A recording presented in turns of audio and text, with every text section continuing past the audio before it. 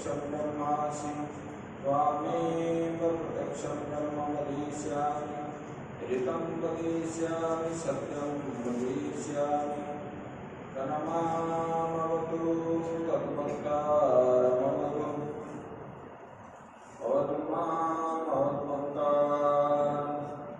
ॐ शान्ति शान्ति शान्ति शङ्करं शङ्कराचार्यं केशवं बादरायणं सूत्रभाष्यकृतौ वन्दे भगवन्तौ पुनः पुनः ईश्वरो गुरुरात्मेति मूर्तिभेदविभागिने व्योमवद्व्याप्तदेहाय दक्षिणामूर्तये नमः।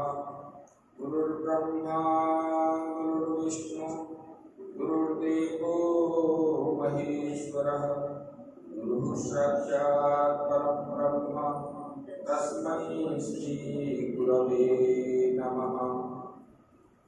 वंशी विभूषितकरा नवनीरदाभात् पीताम्बराधर्मबिम्बफलाधरोष्ठा पूर्णेन्दुसुन्दरमुखा दरविन्दनेत्रात् कृष्णात् परं किमपि तत्त्वमहं न जाने। नारायणं नमस्कृत्य नरं चैव नरोत्तमं देवीं सरस्वतीं व्यासं ततो जयमुदीरये।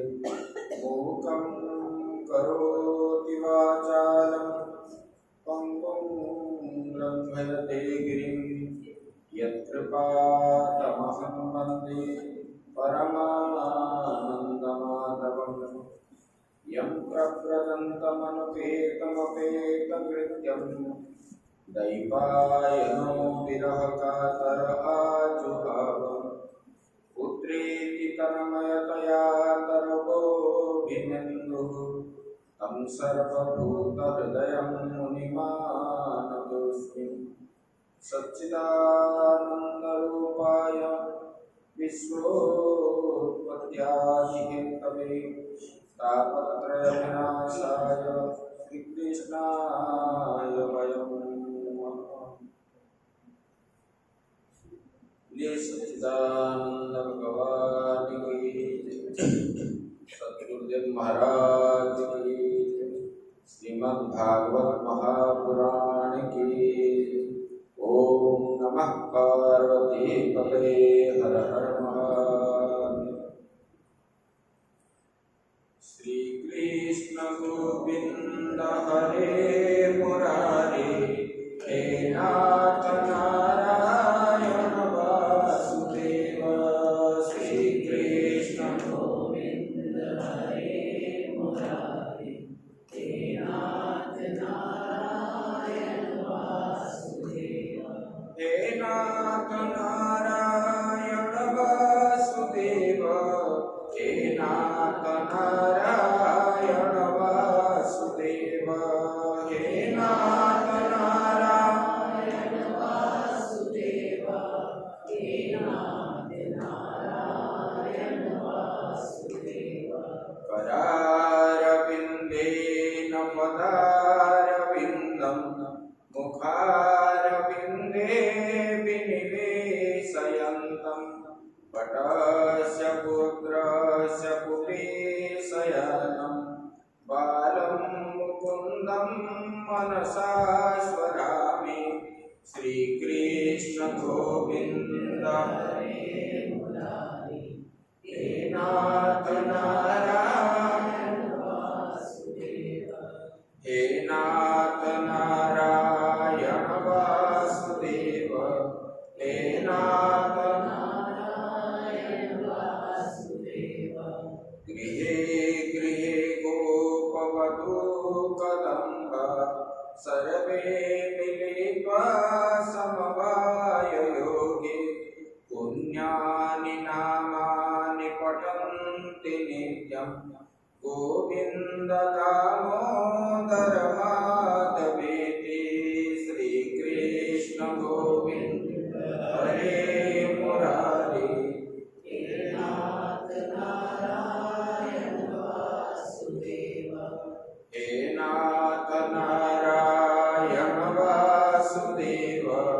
हे नाथ नारायण श्री कृष्ण गोविंद हरे मुरारी हे नाथ नारायण वासुदेव श्री कृष्ण गोविंद हरे मुरारी हे नाथ नारायण वासुदेव। जय सच्चिदानंद भगवान की जय।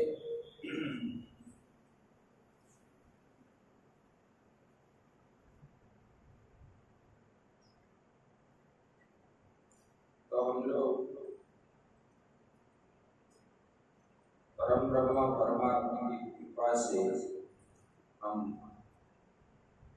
ये चतुर्मास की कथा दूसरा दिन का श्रवण अभी करेंगे। तो शास्त्र में बताया गया है कि श्रवण मनन निधिध्यासन ये परलोक सुधारने का मार्ग है। तो इस लोक में जो हम करेंगे परलोक में वो परलोक ही वो साथ में जाएगा, चाहे पुण्य कर्म हो चाहे पाप कर्म हो। पुण्य कर्म करेंगे तो अच्छा जन्म मिलेगा या मुक्ति मिलेगी, और पाप कर्म करेंगे तो फिर दोबारा दुख आदि भोग करके फिर हमको जन्म लेना पड़ेगा। इसलिए बार बार जन्म होना मृत्यु होना ये दुख का कारण बनता है। तब जो है हम परमात्मा का आश्रय लें। सुख कहाँ है? परमात्मा में ही सुख है। वो सुख का आलय है, मैंने भंडार है सुख का। बाकी सुख किसमें नहीं है। ये जो सुख है ये क्षणस्थायी है। अभी जैसे कि आप लोग रसगुल्ला खाते हो, रसगुल्ला हम जो खाते हैं जितने समय तक हमारे मुख में रसगुल्ला है इतने समय तक ही हमारा मुख को सुख प्राप्ति है। रसगुल्ला खत्म होने के बाद फिर सुख कहाँ मिलती? नहीं मिलती। मधुरता जो है जब तक रसगुल्ला है तब तक है। ऐसे निरंतर सुख मिलने वाला जो है भगवान में ही, परमात्मा भजन कीर्तन ये जो हम करते हैं ये सुख की प्राप्ति के लिए और दुख का निवृत्ति के लिए। दुख निवृत्ति हो और सुख की प्राप्ति, यही जीव का लक्ष्य होना चाहिए। और कल हम लोग श्रवण कर रहे थे, नारद जी सनक सनंदन आदि मिले और सनक सनंदन आदि चार भाई ने उनको पूछे उनका मन में विरस क्यों है। तब उन्होंने बताया, बोले कि मैंने सारे पृथ्वी भ्रमण किए और जम्बूद्वीप सुना तो हूँ पवित्र है ये भारतवर्ष। तब यहाँ पर आके सब तीर्थ मैंने घूमा लेकिन कहीं भी मेरा मन जो है शांति नहीं है। क्यों? बोले कि जहाँ शांति मिलने का स्थान है वहाँ अशांति फैलाने वाले लोग कब्जा करके बैठे।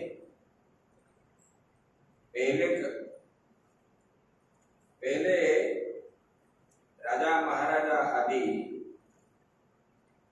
ये आश्रम मंदिर ये किस लिए बना रहे? ये आश्रम और मंदिर जो है स्वास्थ्य और शिक्षा का केंद्र बना रहे थे। देखो, आश्रमों में शिक्षा दान दी जाती। अभी आप लोग जो मेडिकल, इंजीनियरिंग और एजुकेशन ये सब आप पढ़ाते हैं यूनिवर्सिटी में, ये ऋषिकुल में भी पहले था। गौतम ऋषि का जो आश्रम था वहां पर सब प्रकार की विद्या, उसी समय जो विद्या थी अभी नहीं है। देखो, उसी समय सिर काट देते थे, बकरी का सिर लगाते थे। आज डॉक्टर लगा पाएंगे? नहीं लगा पाएंगे। दक्ष प्रजापति को भगवान ने नहीं लगाए थे। उस समय का विद्या में, और उसी को लेकर के ही ये आज वैज्ञानिकों ने उसी को ही अनुसंधान करके अभी देखो जो ब्रह्मास्त्र निकाले, क्षेपणास्त्र निकाले, परमाणु बम आदि निकाले और हवाई जहाज, ये सब दूरवीक्षण यंत्र, टेलीविजन, ये क्या है? वो उसी को ही देख करके अनुसंधान करके ये निकाले। अभी तो टेलीविजन निकला है, पहले तो व्यास जी ने संजय को दिए थे। वो हस्तिना में रह के कुरुक्षेत्र का सब दृश्य देख रहे। ऋषि लोग एक स्थान में बैठ के सारा संसार को देख रहे। तो नारद जी ने बताया, बोले कि ये सब जगह हम जो घूमे, हमको शांति इसलिए नहीं मिली। लोग जो है कलियुग में धन के पीछे पड़े हुए, और हमको धन प्राप्त हो। और वेद पढ़ाने वाले ब्राह्मण भी धन चाहते हैं और वेद को बेचते हैं। और स्त्री पुरुष आदि जो है कलह में सब रहते हैं। ब्राह्मण लोग पैसा लेकर के वेद पढ़ाते हैं। और माताओं के बारे में बताए, देखो यहाँ पर बताइए। आप लोग बोलोगे कि हम जो बोलते हैं तो बोले कि ये बोलते हैं, लेकिन शास्त्र में दिया है कामिन्य केश शूलिन्य। माताएं अपना केश को कभी खुला नहीं छोड़ना चाहिए, इसमें दोष भी लगता है। और ये सदाचार नहीं है, ये हमारा परंपरा भी नहीं है। बोले कि स्त्रियां वेश्यावृत्ति से निर्वाह करने लगी। अटमन्नम शिवो वेदः शूले विक्रय उच्यते केशो भगमिति प्रोक्तम ऋषि भी तत्वदर्शी भी। बोले कि ये माताएं केश को बांधना चाहिए। आजकल जो आभूषण जैसे पोशाक परिच्छद आदि पहनते हैं, हम किस लिए पहनते हैं? लज्जा को ढांकने के लिए। लेकिन स्वयं इच्छा से अपने शरीर को दिखाते हैं। ये सब जो है ये वेश्या का लक्षण बनता है। इसलिए नारद जी खेद प्रकाश करते हैं। एवं पश्यन् कलेर्दोषान् पर्यटन् नवनीमहं यामुनं तटमापन्नो यत्र लीला हरेरभूत्। बोले कलियुग के दोष देखता है। बोले कि इस तरह कलियुग के दोष देखता और पृथ्वी पर विचरता हुआ मैं कहां पर पहुंचा? मैंने जमुना तट पर पहुंचा। बोले कि जहां भगवान श्री कृष्ण का लीला भूमि, बोले कि वहां पर मैंने जब पहुंचा लेकिन मैंने एक स्त्री को, रूपवती स्त्री को देखने लगा और उनके पास दो वृद्ध व्यक्ति थे। तताश्चर्यं मया दृष्टं श्रूयतां तन्मुनीश्वरा एका तु तरुणी तत्र निषण्णा खिन्नमानसा। बोले कि हे मुनिवर सुनिए, मैंने एक बड़ा आश्चर्य देखा। वहां एक युवती जो है खिन्न होकर के बैठी थी और मैंने देखा उनके पास दो वृद्ध थे, पुरुष थे और उनका अवस्था जो है बड़ा खराब थी और जोर जोर से सांस ले रहे थे। वो तरुणी उनकी सेवा करती हुई कभी उन्हें चेत कराने का प्रयत्न करती और जो है उनके आगे रोने लगती थी। तो मैंने जब ये देखा तब उनको मैंने पूछने लगा। कौतूहल से मैं उनके पास चला गया और मैं जब गया वो युवती खड़ी हो गई और मुझे प्रणाम किया और बड़ी व्याकुल होकर के कहने लगी, भोगो साधु क्षणं तिष्ठ सचिन्तामपि नाशय दर्शनं तव लोकस्य सर्वथा हरं परम। बोले कि हे ऋषि श्रेष्ठ, हे नारद जी, आप थोड़ा क्षणं तिष्ठ, थोड़ी समय आप रुक जाइए, क्योंकि जब दुख आता है तब संतों के पास लोग जाते हैं और संतों के पास जाने से वो उस दुख का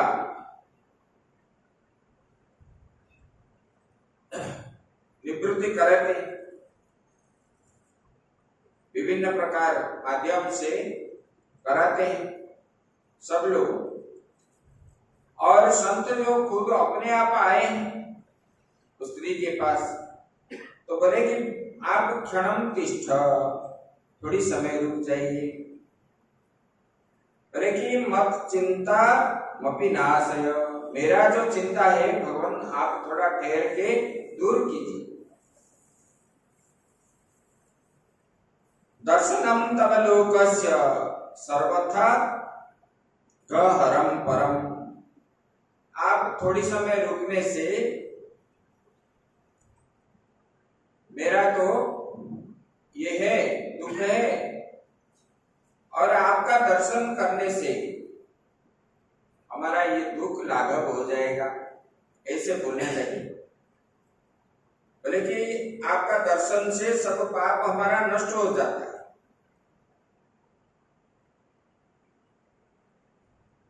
तो संत का दर्शन जो है ऐसे फल मिलता है। और क्या बोले, बहुधा तव तपच्चेन दुख शांतिर्भविष्यति यदा भाग्यम भवेत् भूरि भवतो दर्शनम तथा। बोले कि हे महात्मा जी, बोले कि आपके वचनों से मेरे दुख की भी बहुत कुछ शांति हो जाएगी। क्योंकि संत किसको कहते हैं?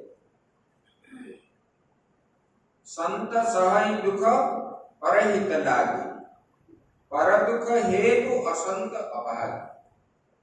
संत बोलते हैं जो सबके मंगल कामना करने वाले वही संत है। दूसरे का दुख, दूसरे को दुख देने के लिए वो संत नहीं है। दूसरे का पीड़ा दे करके जो आनंद लेता है वो दुष्ट है। संत है जो सबको सुख पहुंचाने वाला, सारा संसार चिट्ठी से लेकर के ब्रह्मा जी पर्यंत ना उनके अंदर कोई कामना है, वासना है, ना कुछ भी है, ऐसे जो नहीं चाहते वही संत है। सब लोग सुख में रहे, इसलिए हम लोग क्या बोलते हैं, सर्वे भवन्तु सुखिनः। सर्व मतलब छोटे छोटे जीवों से लेकर के ब्रह्मा पर्यंत सब लोग, खाली हम सुख में रहे ये हमारा परंपरा नहीं है। 84 लाख प्रकार के जो जीव है सब सुख में रहे, ये भावना है हमारे भारतीय संस्कृति में, यही है। वही वो माता जी वही बोल रही है, बोले कि आपके वचनों से मेरा दुख की भी बहुत कुछ शांति हो जाएगी, क्योंकि आप संत हैं, आपका दर्शन हो गया तो हम मान लेते हैं कि हमारा दुख ही निवृत्ति हो गई।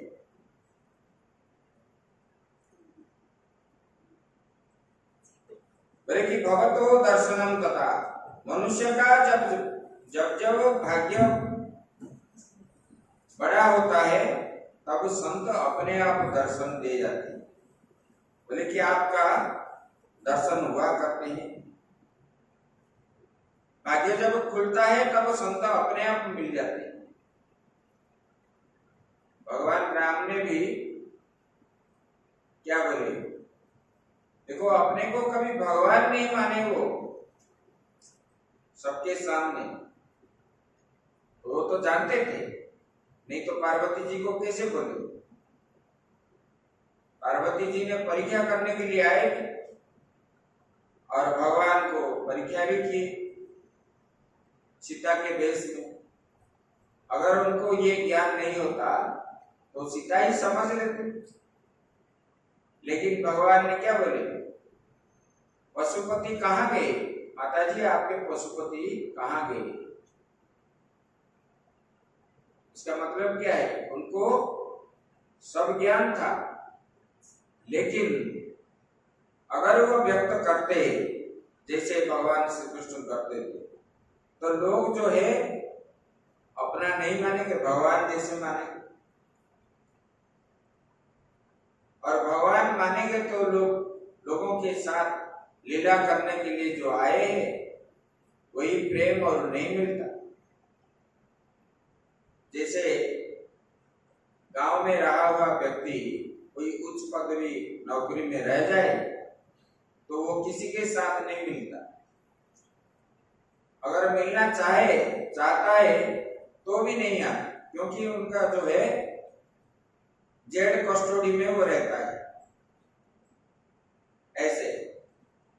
इसलिए भगवान ने भी अपने को बड़ा कभी नहीं समझा। तो ऐसे राम भी जब जाते थे ऋषियों को दर्शन के लिए 14 साल जो वनवास के अंदर, वो क्या बोले कि भगवान हमारा भाग्य जो है बड़ा है, इसलिए आप लोगों का दर्शन हो रहा है। दर्शन क्यों करते हैं हम? महात्मा लोग संध्या भजन करते हैं, तपस्या करते हैं, त्याग में रहते हैं। कुछ नहीं किया तो घर तो छोड़ाया ना। ये जो त्याग है, बाकी गृहस्थ लोग तो एक सेकंड भी घर छोड़ नहीं पाते, वही त्याग ही उनके लिए तपस्या है। इसलिए उन लोगों का दर्शन करने से उनसे कुछ पुण्य हमको प्राप्त होता है। तब नारद जी बोले, काशित्वं कामिमो ये मां नार्य का पद्मलोचना बद देवी सविस्तारम तस्य दुःखस्य कारणम। बोले कि हे देवी, आपका दुख का कारण क्या है, आप बताओ। बोले कि मैंने उसी स्त्री को पूछा, तुम कौन हो, कहां से आए हो? और तुम्हारे क्या होती है और तुम्हारे इस दुख का कारण क्यों है, तब उन्होंने बताई। देखो सब लोग क्या बोलते हैं, हमको दुख कभी ना मिले, बोलते हो कि नहीं बोलते हो? भगवान के पास भगवान के पत्नियों को भी दुख आती है। ये जो है नारद जी को पूछ रहे हैं, ये स्वयं भक्ति माता है, ये भगवान का पत्नी है। अहम भक्ति रीति ख्याता इमो में तनयो मतो ज्ञान वैराग्य नामानो काल योगे न जर्जरो। बोले कि हे भगवान, हे मुनि श्रेष्ठ, मैं भक्ति मार्ग हूं और ये जो है ये मेरा दो पुत्र है, ज्ञान है वैराग्य, और कलि के प्रभाव से काल योगे न जर्जरो, कलि के प्रभाव से ये बूढ़े हो गए, किसी के पास ज्ञान भी नहीं रहा और वैराग्य भी नहीं रहा, इसलिए वो बूढ़े हो गए। ऐसे बोलने लगे। बोले कि देखो मेरा उत्पन्न जो है द्रविड़ देश में हुए, उत्पन्ना द्रविड़े साहम वृद्धिम कर्नाटके गता क्वचित क्वचिन महाराष्ट्रे गुर्जरे चिन्नताम गता। बोले कि मेरा उत्पन्न जो है द्रविड़ में हुआ है, दक्षिण में आंध्र, और मेरा वृद्धि कहाँ है? बोले कि कर्नाटक में मेरा वृद्धि हुई, पढ़ी मैंने।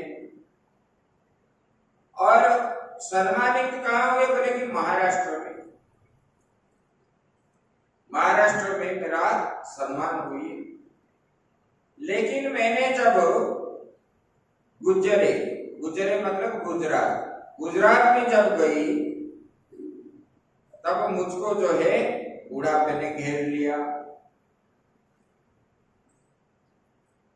और मेरे दो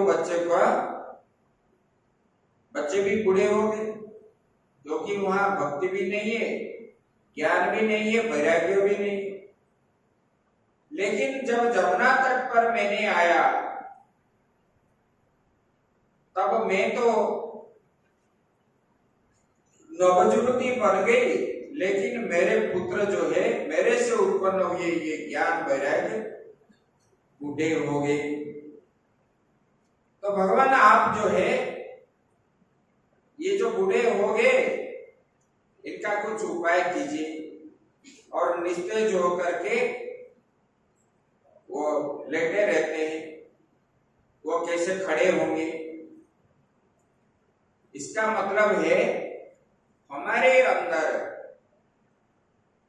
भक्ति और ज्ञान वैराग्य कैसे हो, तब वो बता रहे हैं, शास्त्र बता रहे हैं। अगर भक्ति है, कल मैंने बताया था आप लोगों, अब हमारे अंदर ज्ञान और वैराग्य नहीं है तो भक्ति निष्फला है, और ज्ञान है, भक्ति नहीं है, वैराग्य भी नहीं है तो भी वो निष्फला है। तो वैराग्य है लेकिन भक्ति भी नहीं है, ज्ञान भी नहीं, इसलिए ये तीनों एक साथ जब होता है तब जो है हमारा पुष्टि होती है, परमात्मा की प्राप्ति होती है उसको। और कैसे ये तीनों एक साथ रहेंगे उसका प्रक्रिया नारद जी को पूछ रहे हैं। भक्ति माता ने बोले कि आप ये बताइए। तब नारद जी जो है बड़े चिंतित हुए,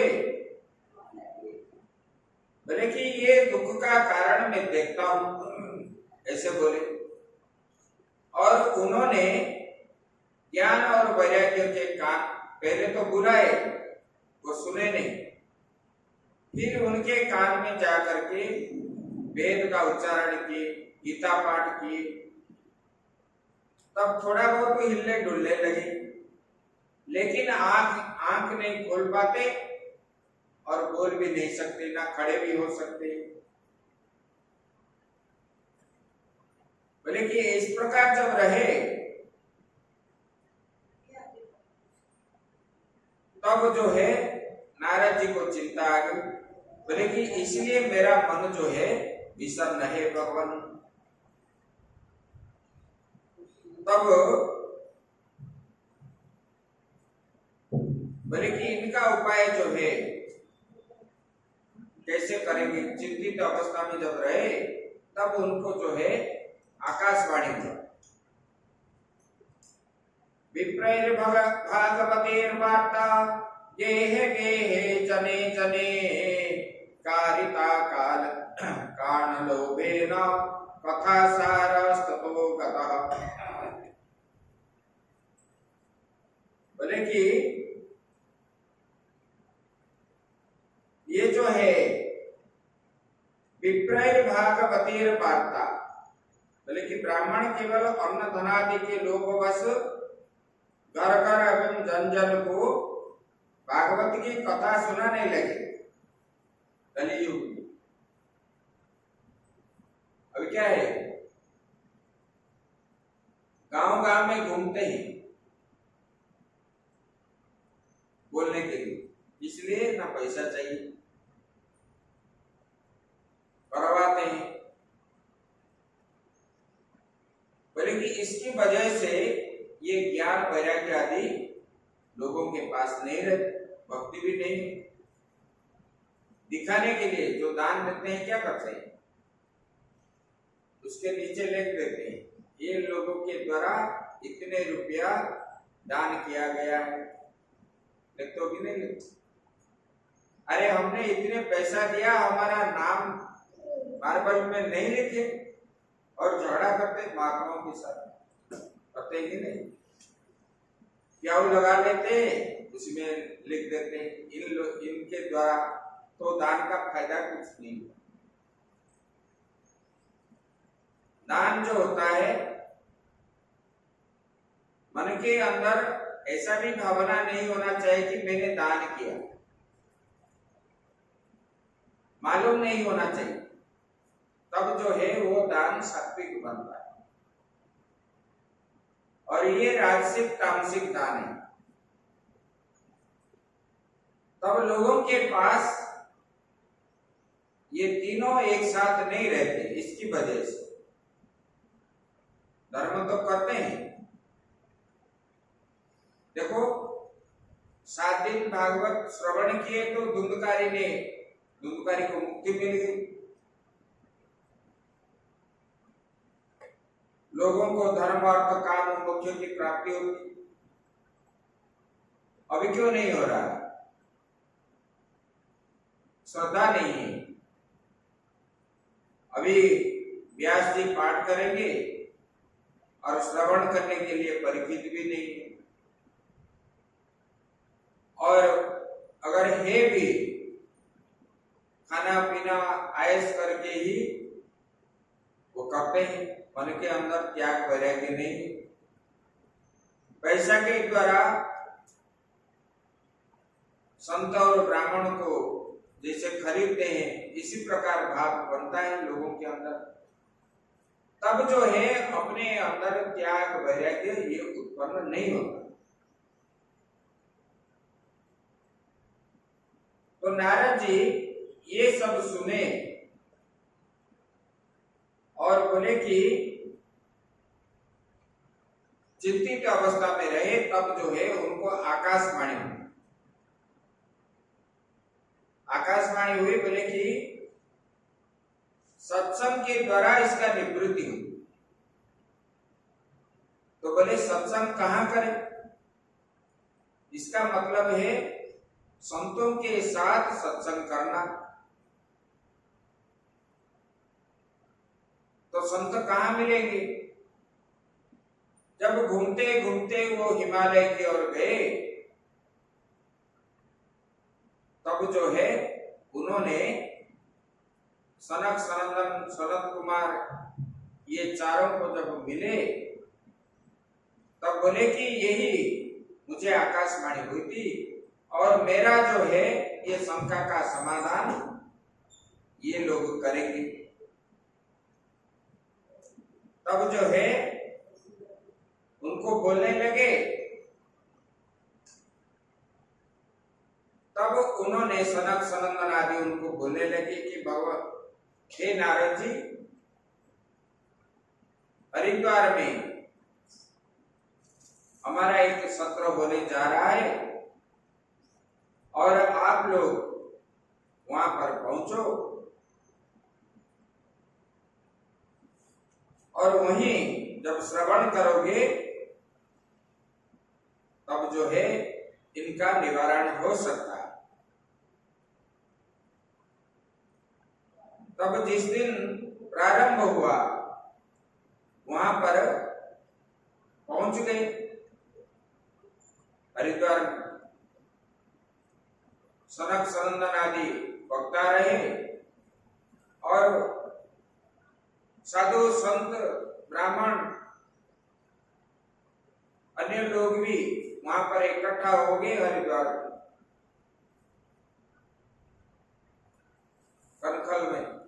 वहां पर जो है भागवत की साप्ताहिक कथा प्रारंभ हुई। सब श्रोता बन करके बैठे और वहां पर नारद जी भी पहुंचे और जब कथा प्रारंभ हुई तब अपने आप भक्ति, ज्ञान और वैराग्य आ गए और वो भी नाचने लगे। जो सो रहे थे उठ नहीं पाते थे, वृद्धावस्था को प्राप्त कर लिए थे और वहां पर आके सत्र में वो नाचने लगे। बोले कि ये कथा श्रवण का प्रभाव यही है। कथा श्रवण करने से उनके द्वारा भक्ति, ज्ञान और वैराग्य ये तीनों पुष्टि हो जाती, मन के अंदर भक्ति भाव जागृत होते और श्रवण करने पर ज्ञान भी होते और वैराग्य भी उत्पन्न होता है मन के अंदर। जितने सब भगवान को प्राप्त हो गए, नारद मतलब ध्रुव जी बोलो, प्रहलाद जी बोलो, जितने महात्मा, जितने गृहस्थ भी है, ये सब क्या है?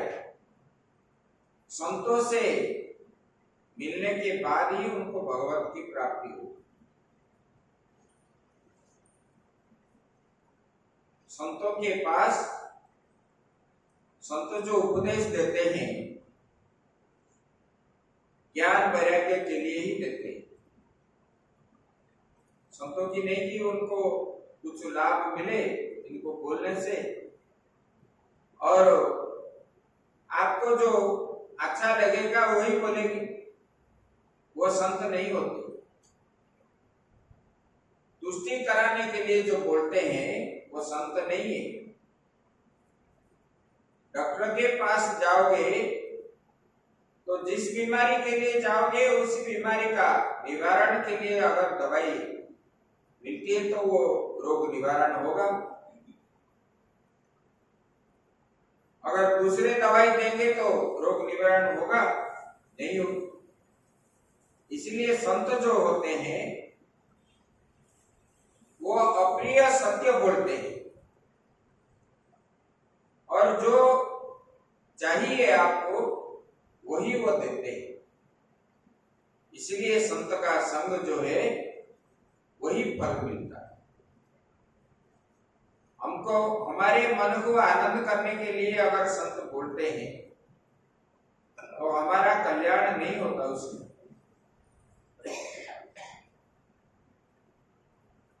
तो इसलिए यहाँ नारद जी देखे ये सप्ताह श्रवण से कितना फायदा है।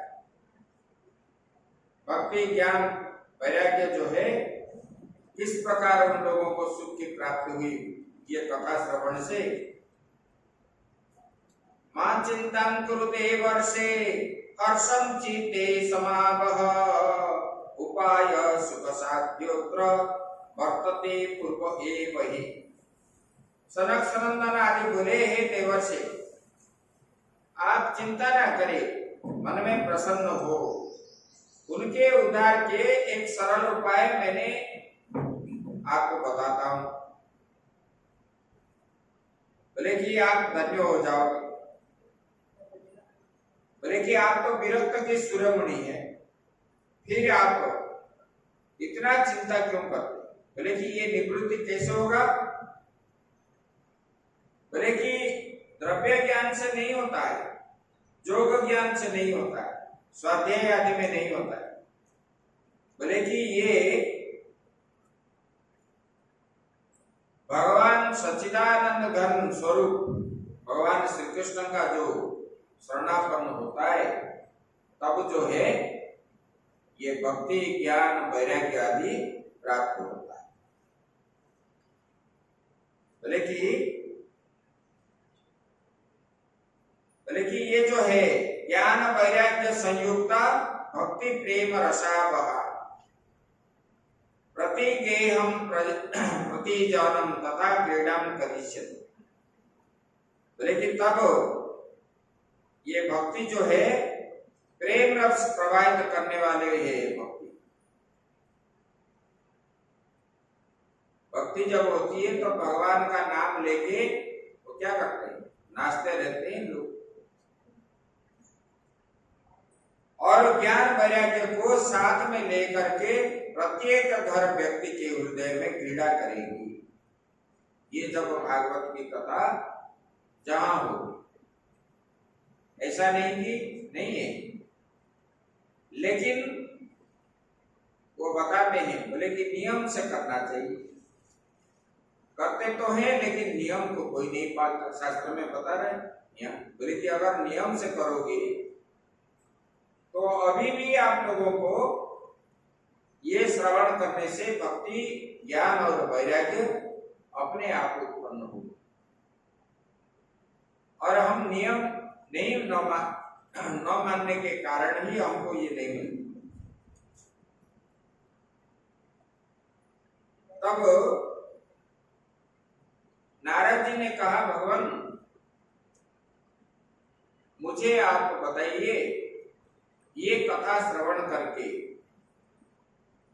किसने किसी को प्राप्त हुई, मुक्ति को प्राप्त हुई, और प्रेत जोनि से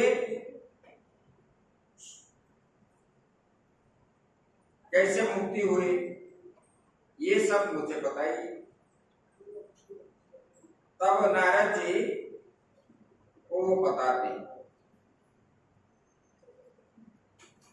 बोले कि देखो, तुंगभद्रा नदी के तट पर एक ब्राह्मण रहते। बोले कि वो ब्राह्मण जो है बड़े विद्वान थे और भिक्षावृत्ति करके उनका जो है जीविका निर्वाह करते थे। लेकिन धन्याढ़ भी थे और धनी भी थे, फिर भी उन्होंने भिक्षा मांग करके खाते थे। ब्राह्मण और संत का भिक्षाटन शुद्ध माना जाता है। तो जो है ऐसे ब्राह्मण थे, उनका नाम था आत्मदेव।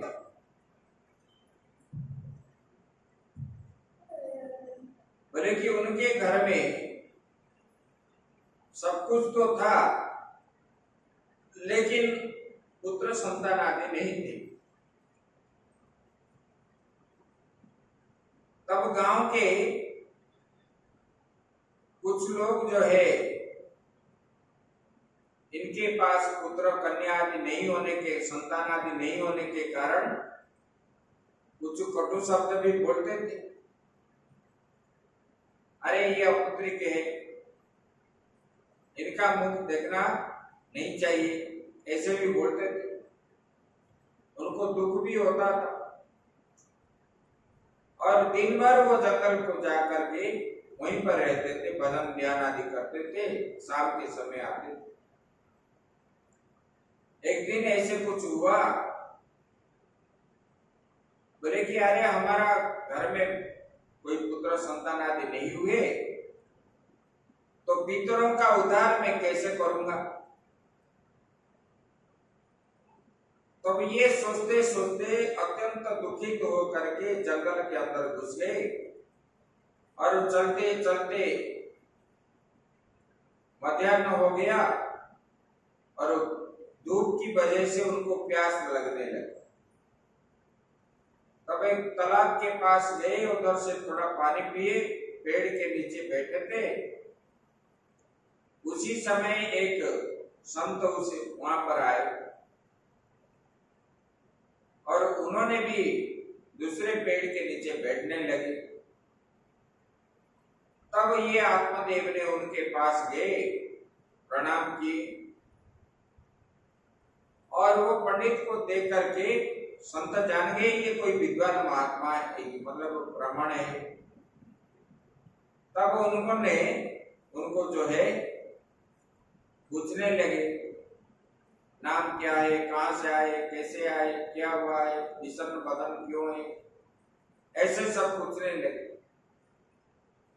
तब आत्मदेव ने सब बताए, बोले कि भगवान मेरा नाम आत्मदेव है और मैं इस गांव में रहने वाले हूं, लेकिन मेरा दुख का कारण ये है, मेरा घर में सब कुछ है लेकिन पितरों को पानी देने वाला कोई नहीं।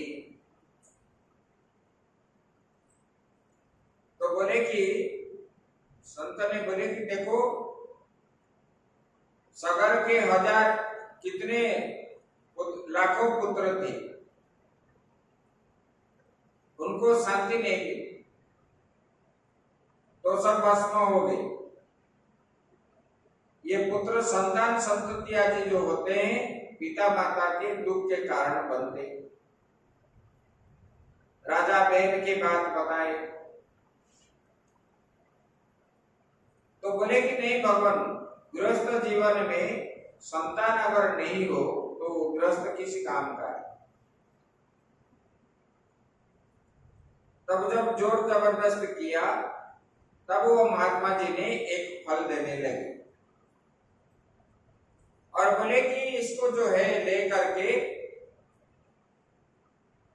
आपके पत्नी को देना है और संतान उत्पन्न तक उनको बोलोगे सत्य धर्म न्याय शील स्वभाव से रहे, मिथ्या कभी ना बोले, दान पुण्य करे, धर्म का आचरण करे। इस प्रकार जब वो बोलने लगे तब आत्मदेव बड़ा आनंदित हो गए और फल को लिए और महात्मा जी उधर से चले गए और आत्मदेव अपने घर आए। जब आए आनंद होकर के उनके पत्नी जो है उनका नाम था धुंधली और उनको बुलाने लगे और धुंधली पतिदेव के पास आई और वहां बैठ गई और इन्होंने उनको सब बात बताई। बोले कि देखो हमारे घर में संतान नहीं और हमारा पितर जो है उद्धार कैसे होंगे, इसलिए मैंने एक संत के पास गया और उन्होंने ये फल दिया, ये फल आप खाओगे तब जो है उत्तम संतान हमारा जन्म होगा जो कि हमको और हमारे पितर को उद्धार करे। और उन्होंने ये फल दे दिए, दे करके अपने काम में चले गए। तब ये धुंधली जो है सोचने लगी, अरे मैं ये फल खाऊंगी तो मैं तो गर्भवती बन जाऊंगी, तब मुझे अच्छा अच्छा चीज भोजन में नहीं कर पाऊंगी और देह में शरीर में कष्ट आएगी। ये सब उल्टा चीज सब सोचने लगी। बोले कि ये तो मैं नहीं खाऊं। और अपना जो है सुंदरता भी कमी आ जाए, मैं जल्दी बूढ़ी बन जाऊंगी, इस प्रकार बोलने लगी। और उनके जो बहन एक थी, उन्होंने आई थी, उनको सब ये बात बताने लगे। बोले कि अरे मुझे ये गर्भ कष्ट जो है सहन नहीं होगा, मैं कैसे खाऊंगा, खाऊंगी कैसे। तब उनके बहन ने बोली, दीदी आप एक काम करो, मेरा गर्भ में अभी बच्चा है, तुम उस फल को खाया बोल के जीजाजी को बोल दो, और ये बच्चा जब जन्म हो जाएगा तब मेरे पति को आप कुछ पैसा दे दोगे तो ये बच्चा आपको ही दे देगा। मेरे पास तो और बच्चे हैं। तो धुंधली ने बहन की बात पर मान ली और वो फल को लेकर के अपने घर में जो गौ थे उसको खिला दी। और वो गौ मतलब आत्मदेव के घर में वो संतान नहीं होने के कारण वहां पर फल वृक्षों में फल भी नहीं आते, और घर में जो भी गौ आते हैं वो गौ भी बछड़ा आदि नहीं देते, बांझे इस प्रकार बन जाते। तब ये फल जैसे दे दिया,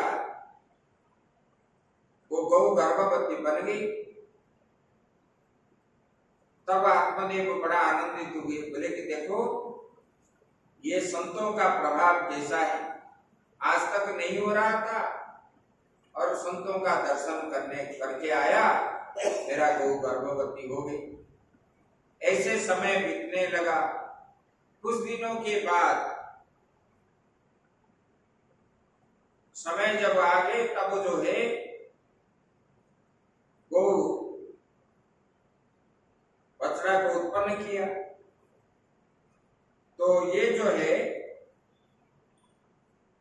गौ होकर के मनुष्य जैसे शरीर उत्पन्न किया, और उनका कान जो है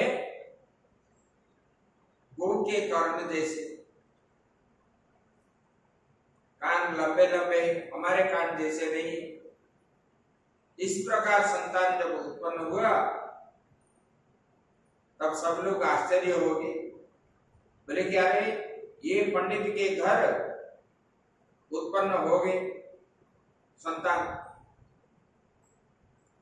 इनका भाग्य खुल गया। और आत्मदेव भी आनंदित हो गए। और गौ के पेट से मतलब मनुष्य जैसे शरीर निकला है। तब उनको जो है लालन पालन करने लगा और उनका नाम दिया गोकर्ण। गौ का कान जैसे होने के कारण वो संतान का नाम हुआ गोकर्ण। और इधर जो है ये मतलब वो पति को, आत्मदेव को गर्भवती जैसे एक्टिंग करके उनको बोलने लगे। और कुछ दिनों के बाद उन बहन का संतान जो उत्पन्न हुआ, तब इन्होंने भी बोल दिए कि मेरा ये संतान उत्पन्न हुई है, उनको कुछ पैसा दे दी। और इधर गौ का भी संतान है, अपनी स्त्री का भी संतान है, ऐसे आनंदित हो गया। उन्होंने आनंदित हो करके भंडारा आदि करने लगे, दान पुण्य आदि करने लगे। तो उसका नाम दिए धुंधकारी। और आत्मदेव स्वयं पंडित थे, उन्होंने विद्या अध्ययन के लिए गोकर्ण और धुंधकारी दोनों को पास में बैठाए पढ़ाने के लिए। गोकर्ण का तो पढ़ने का इच्छा है, लेकिन धुंधकारी का नहीं। बचपन से ही उनके मन में चपलता थी। किसको मारना, पीटना, खेलना, कूदना, ये सब उसमें ये भाग था। और गोकर्ण अच्छा पढ़ने लगे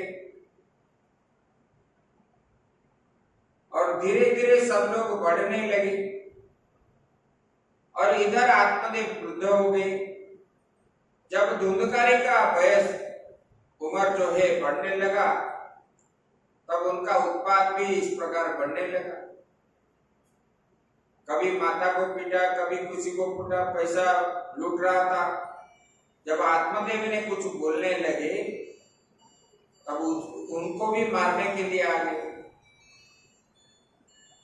तब गोकर्ण और आत्मदेव आपस में बात करने लगे, बोले कि पिताजी हम चलो घर छोड़ के चले जाते हैं, जंगल में रहेंगे, यहाँ शांति नहीं है। तो दोनों चले गए जंगल में और वो पढ़ने के लिए आश्रम में चले गए।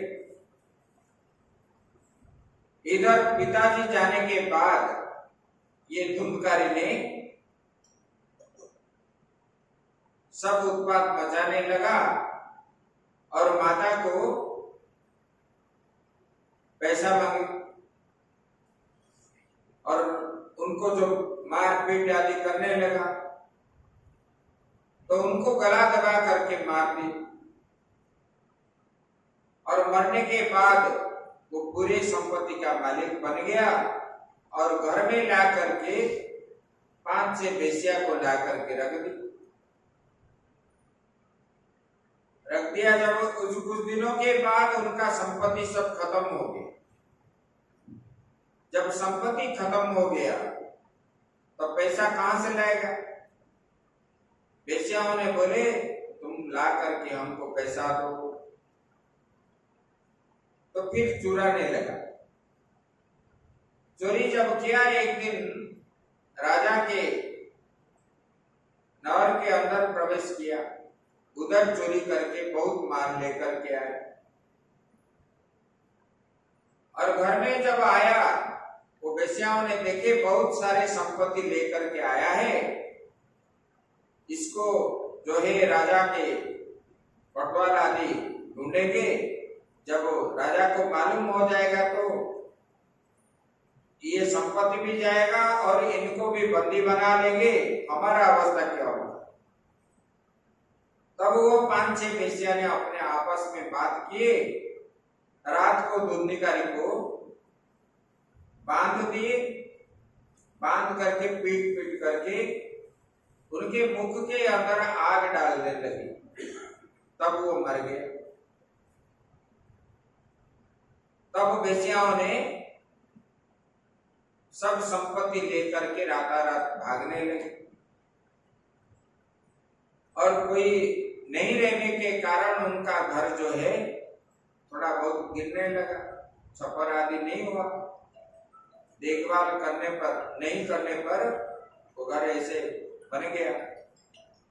कुछ दिनों के बाद गोकर्ण ने घूमते घूमते, पढ़ाई जब पूरा हो गया और घूमते घूमते आकर के अपने गांव में पहुंचे, सब लोगों से बात की और सबने बताए ये रात्रि के समय अपने घर में जब थे, वहां तो खुला आकाश के नीचे ही सोए थे। मध्य रात्रि के समय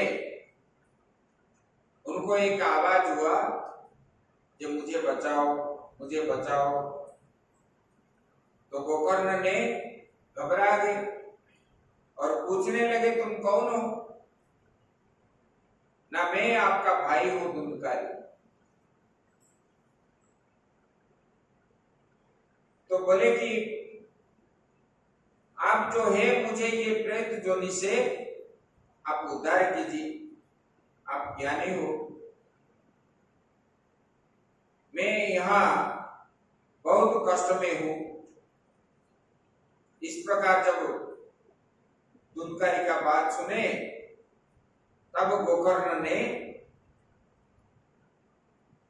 सबके साथ साधु संत के साथ बात किए, कैसे प्रेत योनि से जीव को मुक्ति मिले। तब जो है उसका निष्कर्ष आया कि भागवत सप्ताह श्रवण से ही ये हो सकता है। तब जो है भागवत सप्ताह का आयोजन करने लगे। जब किए तब जो है बहुत सारे लोग आने लगे और मंच सजा गया और एक 7 गांठ वाला बांस को बांधने लगे। पंडित आए, पाठ करने लगे, अखंड ज्योत जलने लगा और भागवत सप्ताह की वर्णन भी हुई। सत्संग प्रारंभ करने लगे गोकर्ण, और गोकर्ण ने जब सत्संग शुरू किया, एक एक दिन का सत्संग होने के बाद वो 7 गांठ वाला बांस जो है एक एक दिन में एक एक गांठ फटने लगा, क्योंकि जो प्रेत जोनि में वो धुंधकारी था ना, वो 7 गांठ वाला बांस के अंदर वो बैठ करके श्रवण कर रहा। जैसे 7 दिन हो गया, पूर्ति हो गई, पूर्णाहुति हो गई, तब ये बांस पूरा फट गया और उधर से ये धुंधकारी निकला दिव्य पुरुष बन करके, और उनके लिए दिव्य रथ आने लगा उनको लेने के लिए वैकुंठ से। और भगवान के परिचर जो है पार्षद, वो सब आए लेने के लिए, 4 हाथ वाले, शंख चक्र गदा पद्म धारण करके, और सबने धुंधकारी को बैठाए दिव्य रथ में और वैकुंठ लोक ले। तब वहां पर प्रश्न हुआ, जे धुंधकारी, यहाँ तो बहुत सारे लोग श्रवण कर रहे हैं, धुंधकारी को कैसे मुक्ति मिल गई, बाकी सबको मुक्ति क्यों नहीं? तो धुंधकारी ने कथा जब श्रवण कर रहा था, उनका ध्यान कथा में, और द्वादशाक्षर मंत्र का जाप अंदर से कर रहा। उनके अंदर राग, द्वेष, हिंसा, लोभ, मोह, काम, क्रोध आदि रहित हो गया।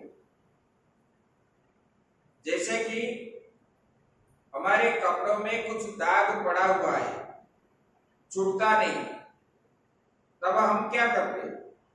उसको सर्फ डाल के, अच्छा साबुन घिसते घिसते उसको छुड़ाते कि नहीं छुड़ाते? बहुत परिश्रम के बाद हो जाता है।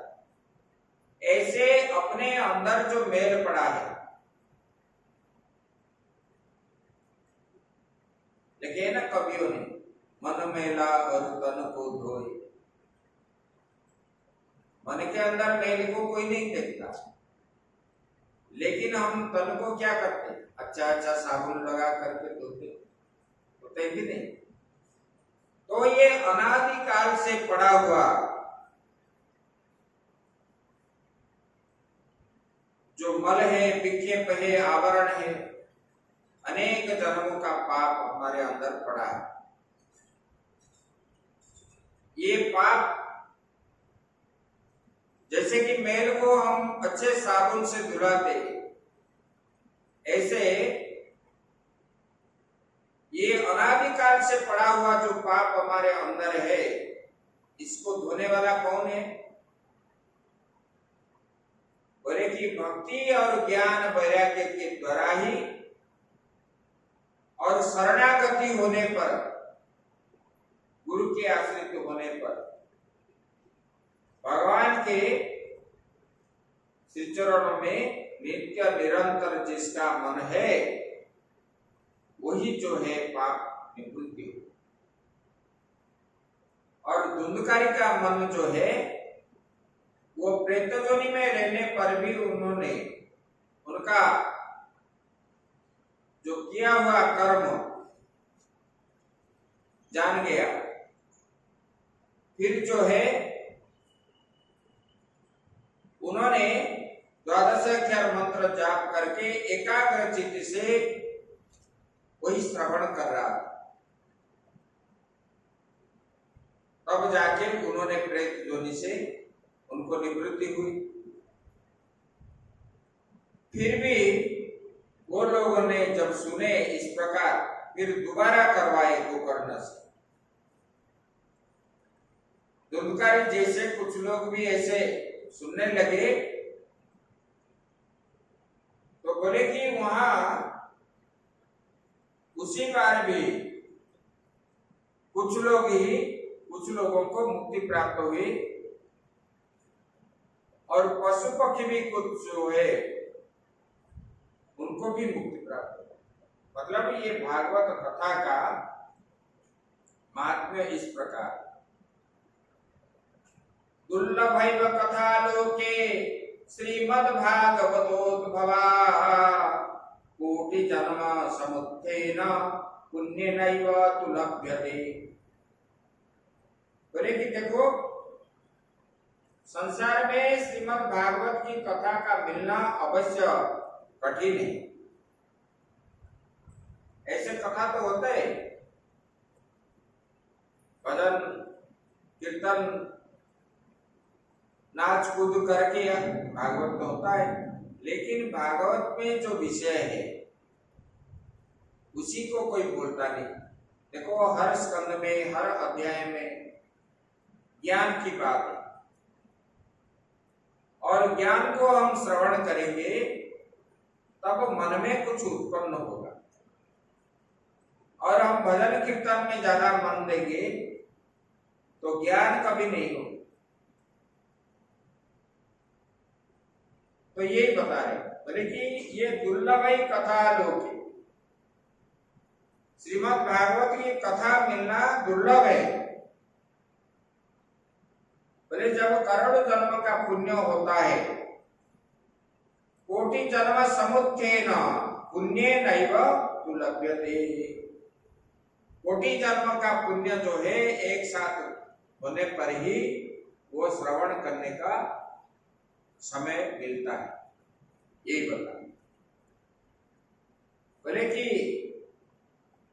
इससे क्या होता है, बोले कि सत्य भाषण और ब्रह्मचर्य पालन पूर्वक सर्वदा ही सुनना श्रेष्ठ माना गया। यहां भी बता रहे हैं, बोले कि तेन योगी निधे धीमान श्रोतव्यासा प्रयत्नतः। बोले कि ये 7 दिन जो है संयम पूर्वक रहना चाहिए, इधर उधर की भोजन नहीं करना चाहिए, प्रसाद ही पाना चाहिए। देखो परीक्षित जी महाराज को जब 10वां स्कंद पूर्ण हो गया तब सुखदेव जी ने बोले कि राजन तुम कुछ जल पान कर लो, लेकिन इतने दिनों से निर्जला ही रहे उन्होंने। तो बोले कि भगवान आप तो मुझे अमृत पिला रहे हो, इससे और अच्छा चीज क्या है जो मैं खाऊं। उन्होंने ग्रहण नहीं की और इनको अमृत माना है। और बोले कि कैसे, बोले कि संयम पूर्वक श्रवण करना चाहिए, संयम होकर। इधर जो है भगवान का नाम लेना है श्रवण करने का समय, और मन में राग द्वेष हिंसा काम क्रोध लोभ नहीं रखना चाहिए। तब जो है ये कथा श्रवण से फल की प्राप्ति। देखो भागवत में भी ये बताया, साधन बताया इन्होंने। ब्रह्म सूत्र में भी बताया अतो तो ब्रह्म जिज्ञासा, मतलब ब्रह्म को जानने की इच्छा अगर आप हो, तब जो ये अथ शब्द लगाए, बोले कि इसमें अथ शब्द क्या है? अथ शब्द का अर्थ होता है अनंतर। किसके अनंतर?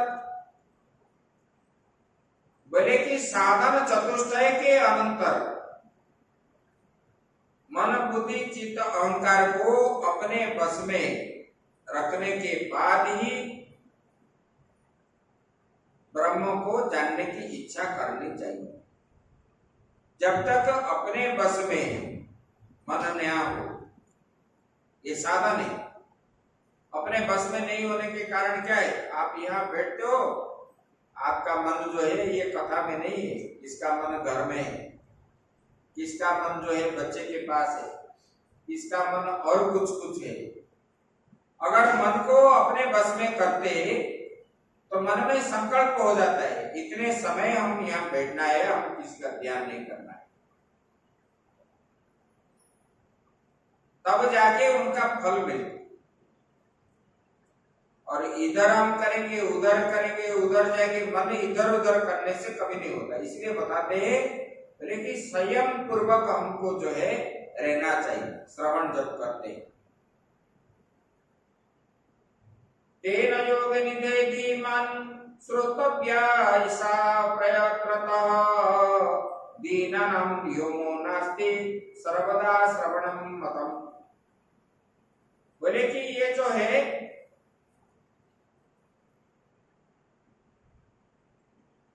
बोले कि बुद्धि, बोले कि ये नारद जी आप बड़ा बुद्धिमान है। बोले कि प्रयत्न पूर्वक कथा का जो है श्रवण कीजिए। तेन योगी निधे धीमान श्रोतव्यासा प्रयत्नता, प्रयत्न पूर्वक इसका जो है श्रवण करना चाहिए। दीनानाम नियमो नास्ति, कलियुग में ऐसा होना कठिन है, इसलिए सर्वदा श्रवणम मतम। बोले कि सर्वदा ही सुनना अच्छा ही है। जैसे कोई नियम नहीं है, ऐसे दिन वो दिन ऐसा कोई नियम नहीं है कलियुग में। इसलिए जब मन हुआ, मन को संयम कर लिए, तब जो है प्रारंभ करना चाहिए। बोले कि कैसे, किस प्रकार रहना है? बोले कि सत्येन ब्रह्मचर्येण सर्वदा श्रवणम मतम असत्यात्व कलौ बोधो विशेषत्र सुखाज्ञया। बोले कि सत्येन, सत्य भाषण करे हर समय, मिथ्या कभी ना बोले, और ब्रह्मचर्य पालन करे, और सर्वदा श्रवणम मतम। बोले कि सर्वदा सुनना श्रेष्ठ माना गया। भगवान का कथा जो है, ऐसे कोई अच्छा दिन ऐसा नहीं देखते, जिस दिन भी आप प्रारंभ करो वही अच्छा ही। बोले कि सब जो है भगवान सुखदेव जी ने ये विधि बताई गई। बोले कि उसको विधान को भी जान लेना चाहिए, विधान किया गया है, लेकिन सत्य बोलना चाहिए, ब्रह्मचर्य पालन करना चाहिए, मन को एकाग्रता करना चाहिए। तब जो है श्रवण करने से कुछ फल मिलेगा। अगर आप दूसरे चिंतन करोगे, इधर घुसेगा इधर भागेगा, अंदर नहीं जाएगा। जब मन के अंदर कोई चिंतन नहीं है, तब जब श्रवण करते हैं तब वो अंदर जाता है। और अंदर जाने पर अपने जीवन में हम देखो, ये कली युग है और हम लोग जो खान पान आदि करते हैं, इसमें पालन करना नियम का कठिन हो।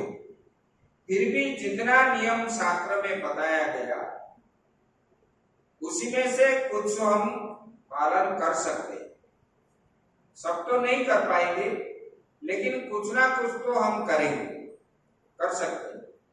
और वो नियम को अगर हम धारण करेंगे, धारण करके श्रवण करेंगे, मनन करेंगे, जाप आदि करेंगे, तब जो है जीवन में कुछ सुधार होगा, यही बता रहे।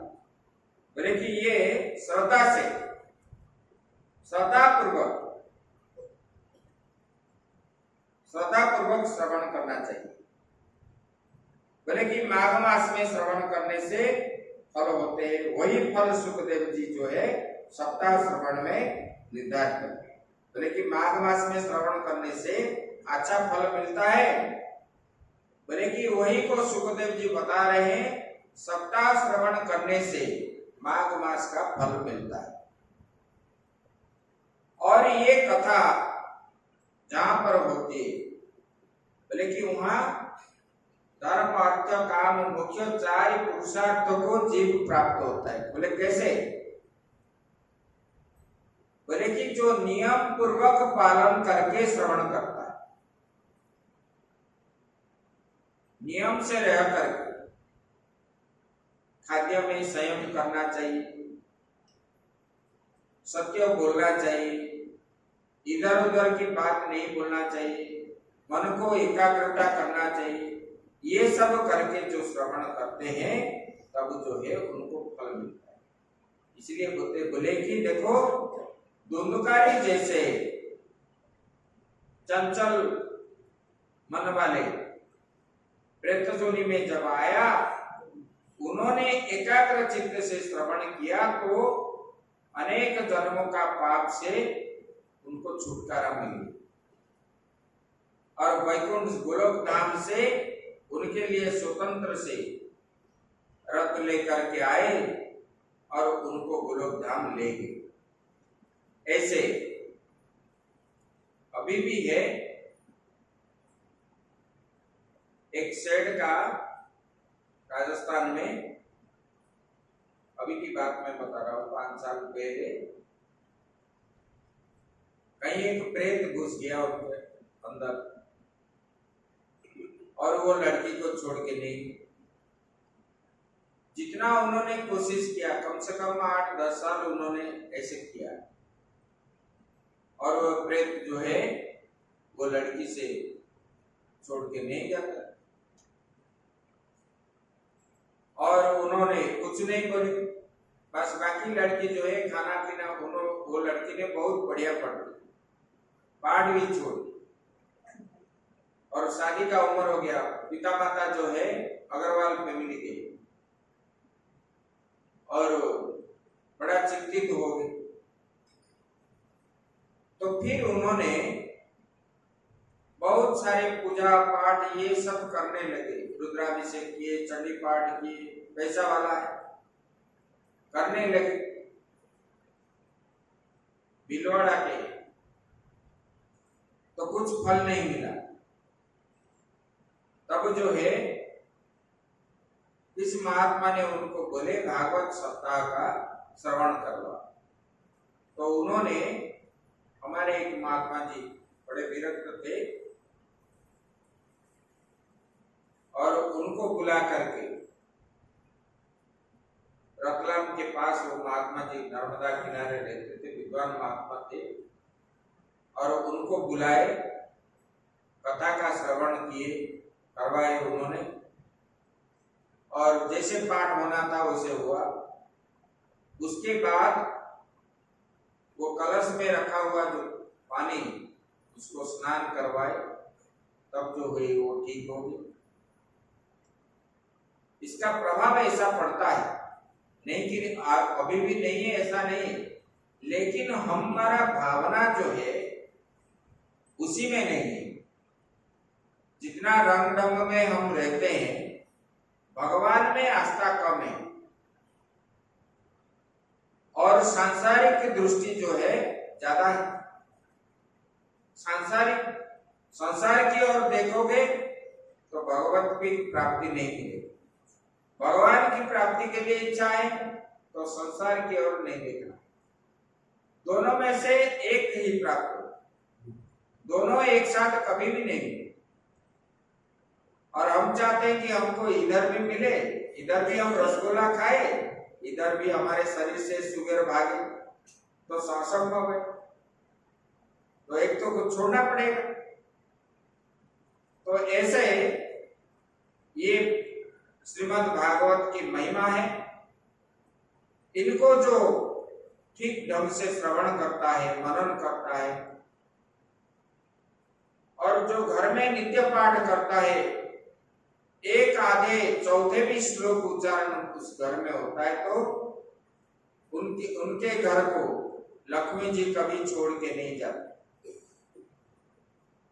भागवत का प्रभाव है।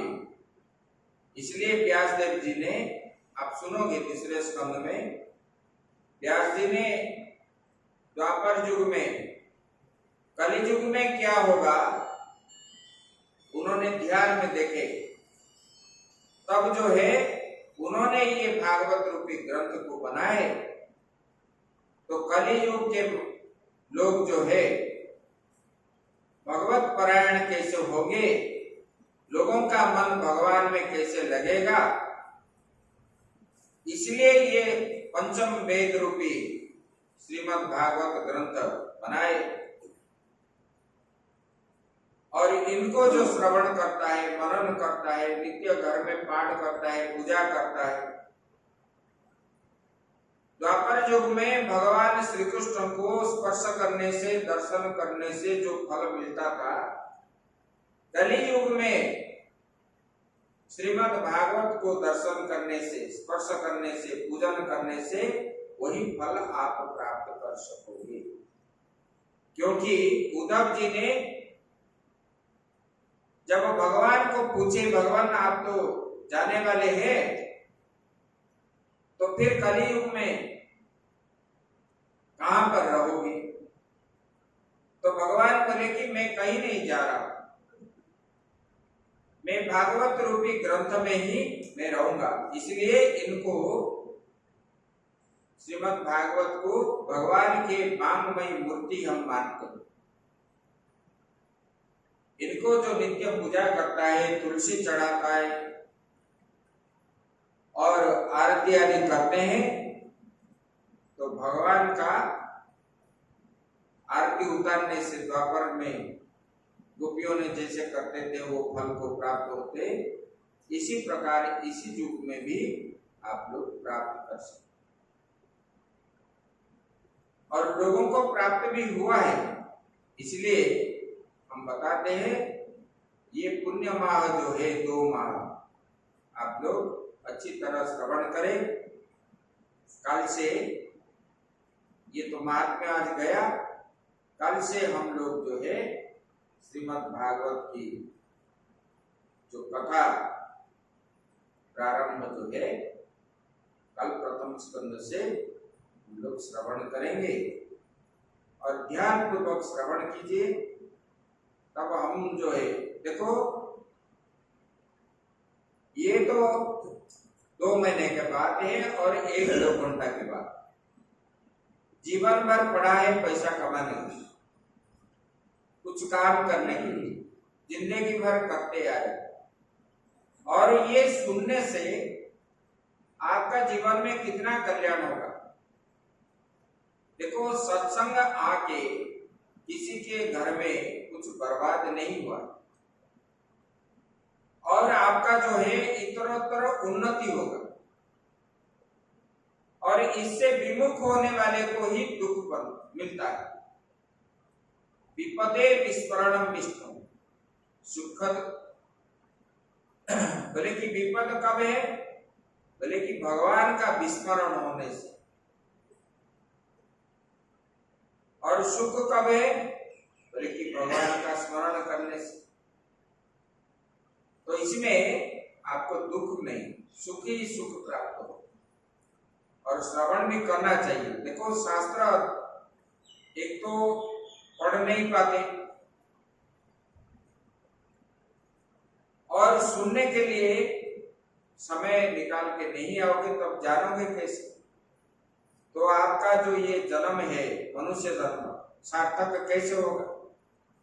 ऐसे तो भी जन्म पशु पक्षी कीट पतंग आदि लेते हैं। आहार निद्रा भयम सामान्यम एतत् पशुभिः नराणाम्, ये तो पशु पक्षी में भी होती है और मनुष्य में भी होता है। और मनुष्य और पशु में अंतर क्या है?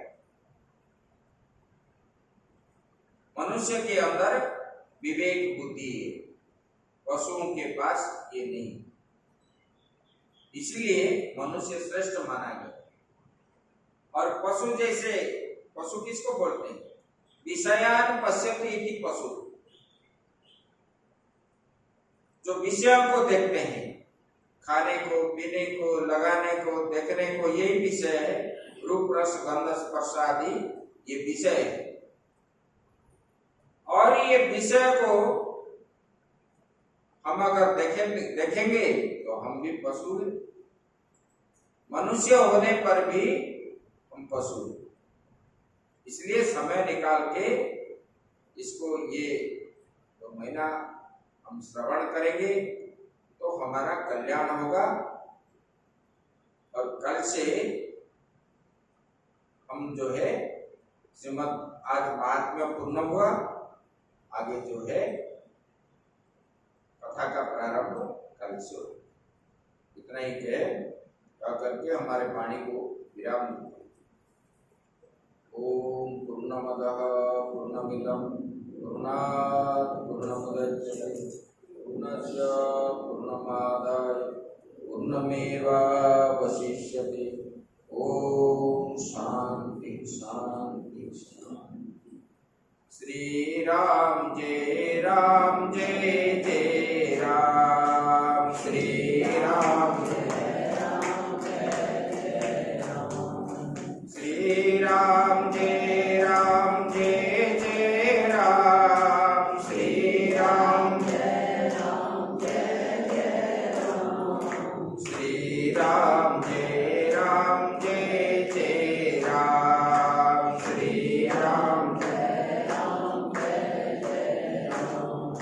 श्री राम जय राम जय जय राम। श्री राम जय राम जय जय राम।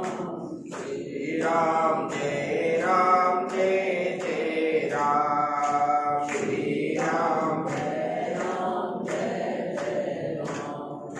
श्री राम जय राम जय जय राम।